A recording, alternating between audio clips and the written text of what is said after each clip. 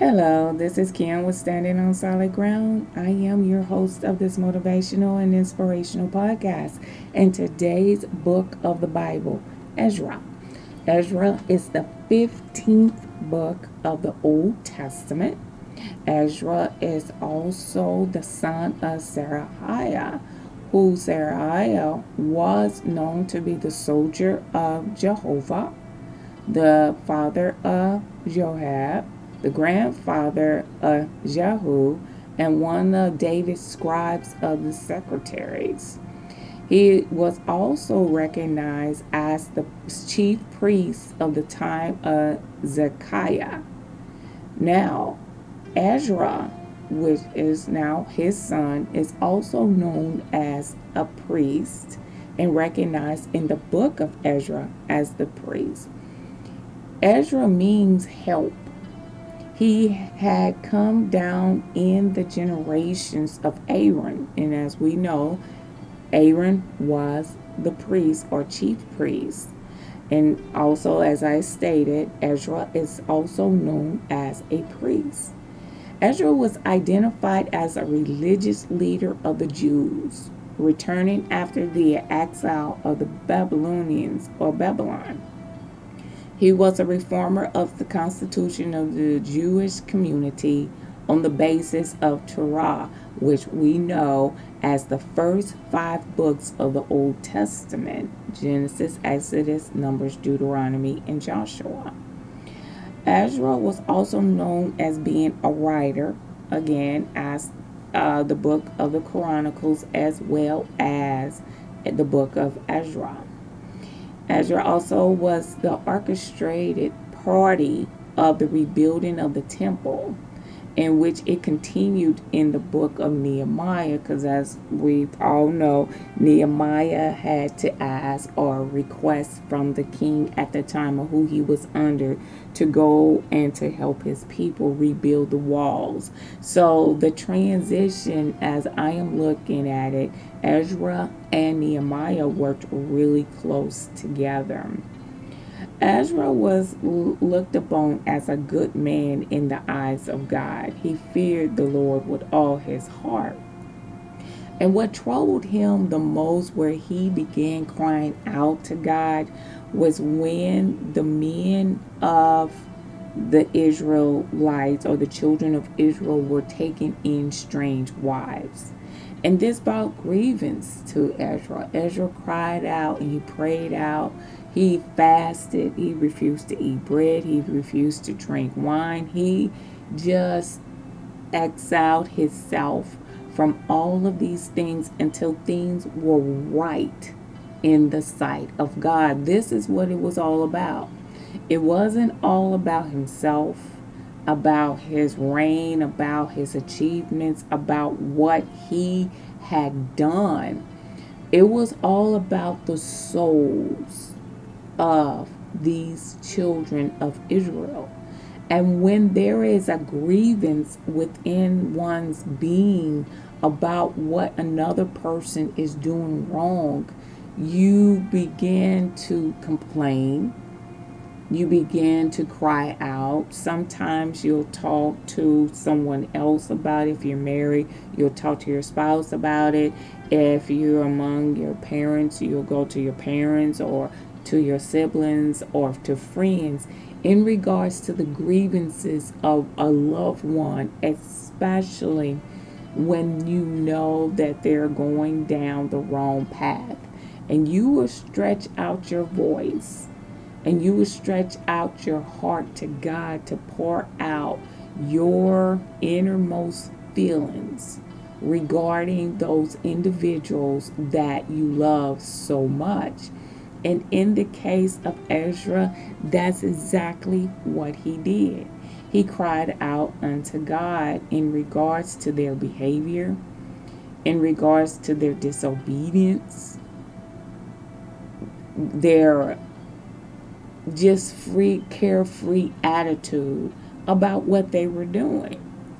Now, God had put these laws into play or into action when Moses first went up into that mount and he created and God wrote out the 10 Commandments.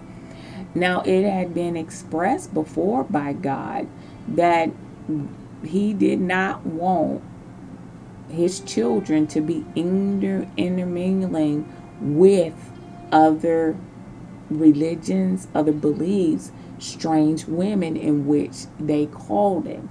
And I often ask myself, how powerful was a woman even back in this time? And believe it or not, a woman was very powerful. Very powerful. She was very seductive. Even unto the times of Solomon, if you think about it, he had 700 wives. He had more than enough wives than he could ever think about. God was willing to give him anything that his heart desires, as long as he obeyed the will of God. And this is where we all seem to find ourselves in a little crisis or dilemma in our lives. Because we will go to God, ask God for something, plead with God, beg with God, and then he allows us to have it. And what do? We go and we mess up. We go back to our old ways of doing things, because believe it or not, when you are laboring in prayer, when you're laboring before God, it is work. That is what labor is all about. It's all about working. And we want to have it easy. We want a straight and narrow walk. It's not going to be like that. And in the case of Ezra found out that it was not going to be a cakewalk for him. That he was so troubled that if I were to go to Ezra 10:1, and it says, now when Ezra had prayed, and when he had confessed, weeping and casting himself down before the house of God, there assembled unto him out of Israel a very great congregation of men and women and children, for the people wept very sore. And he must have been really laboring in prayer. He must have just been so worn out, because he was looking at what these people were doing and how he did not like what he was seeing. And he had said in verse 2, and I'm going to do the best that I can with some of these names. I want to say Shekinah,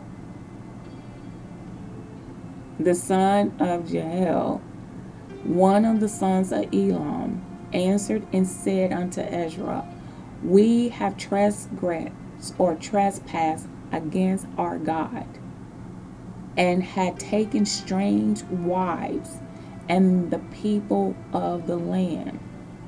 Yet now there is hope in Israel concerning this thing.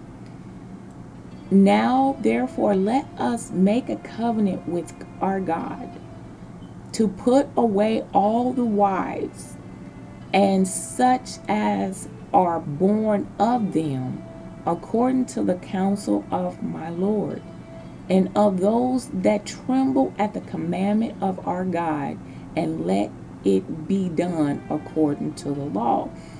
These people already knew they did wrong.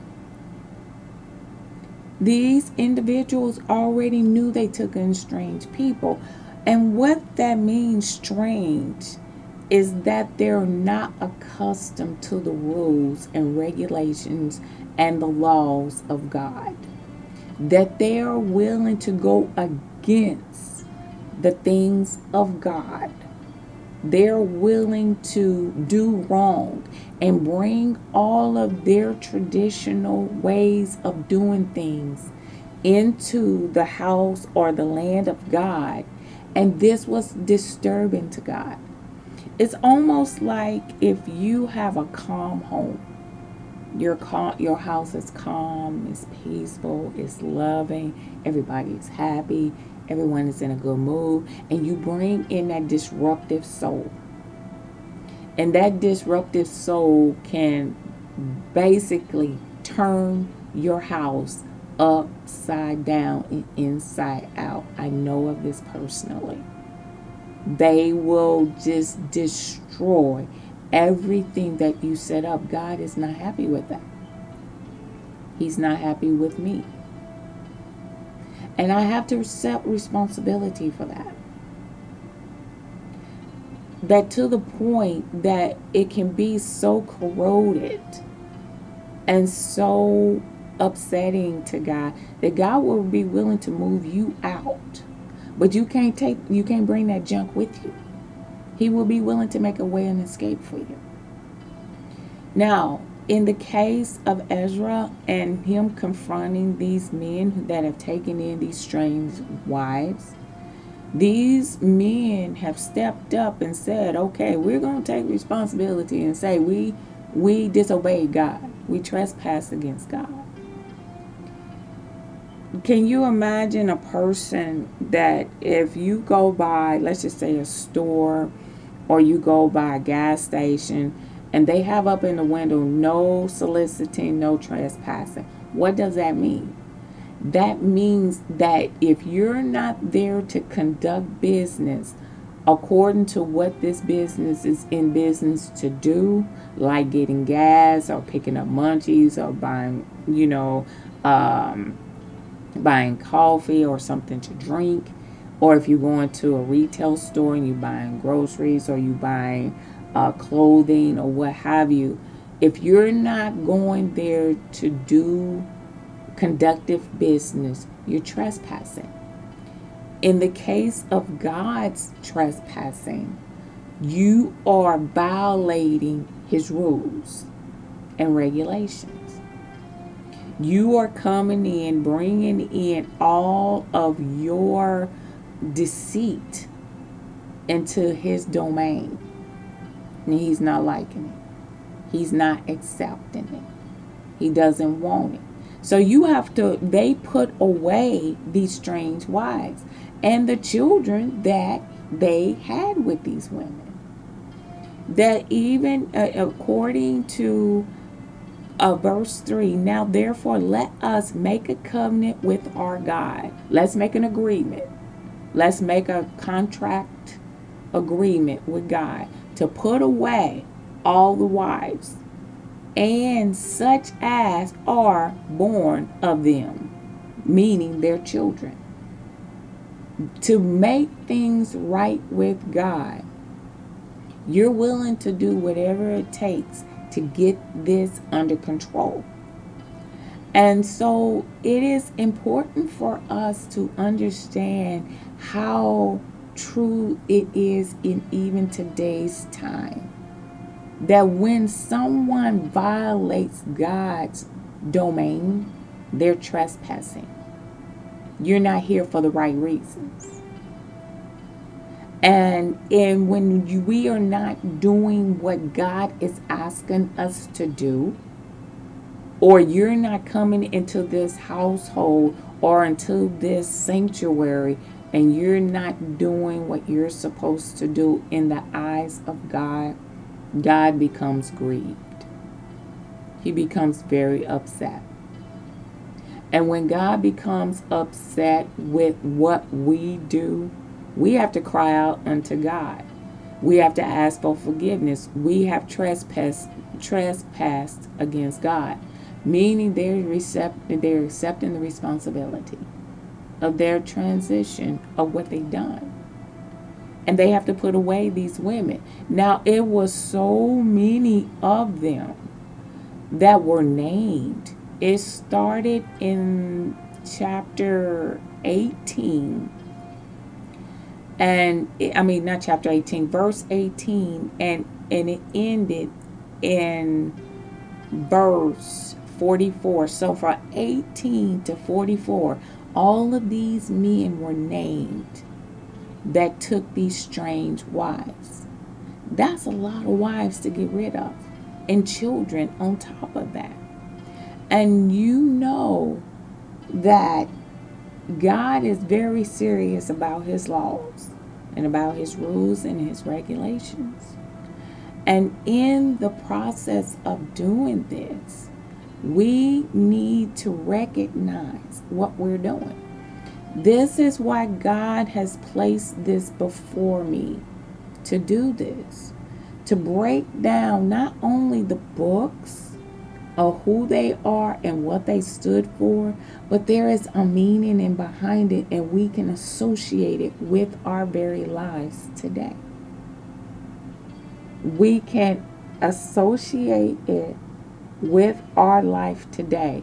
And if we are doing things outside of God's expectations, and we need to repent about it, and we need to take responsibility for it, and then we need to do something about it. And that is where our life should lie, with God, alignment with his will. And in the case, or in the book of Ezra, in the book of Ezra, this is what God was expecting. He was expecting that they not only follow the laws of the land, but they had to get rid of these women that were truly strange until God's temple and his holy land. And we had to separate ourselves. We have to separate ourselves.